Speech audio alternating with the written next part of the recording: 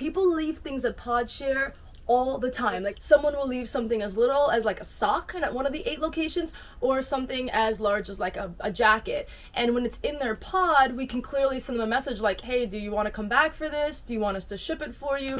But sometimes it's not in their pod and it's just in a common area, and other times they just don't reach out at all that they left said jacket or jeans. Third option is they intentionally left it and they just wanted us to donate it because they don't have space in their suitcase, or they have a stain on it, or they just don't want to wear it anymore.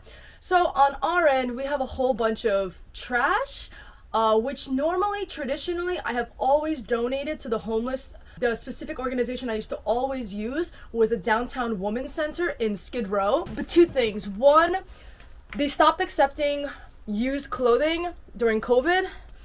And 2, I have to go to Skid Row, which is downtown and a really sad part of Los Angeles and the world.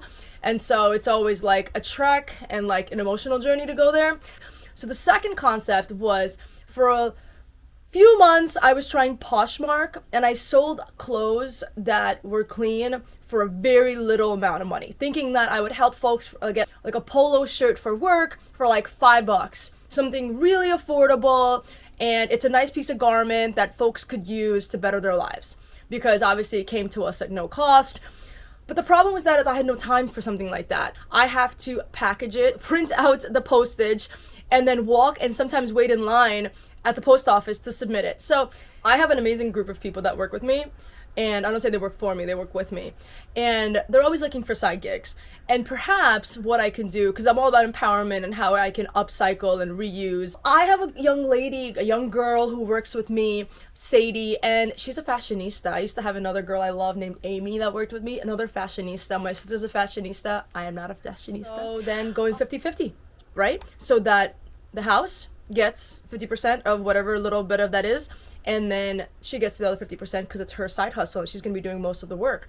On that 50% side, we always have a fund. It's a GoFundMe kind of concept that is a fund to help folks with housing, because I have a nonprofit organization, and any dollars that go in there can help create a pool of money that can then buy a pod for someone who's struggling, who's basically going day to day, and tomorrow will be homeless if they didn't have that like little pool of money. So look, can $5 shorts, especially at 50%, now it's, $2.50 shorts help? Well, if enough shorts are sold, perhaps somebody can get an extra night. Let's see how it goes.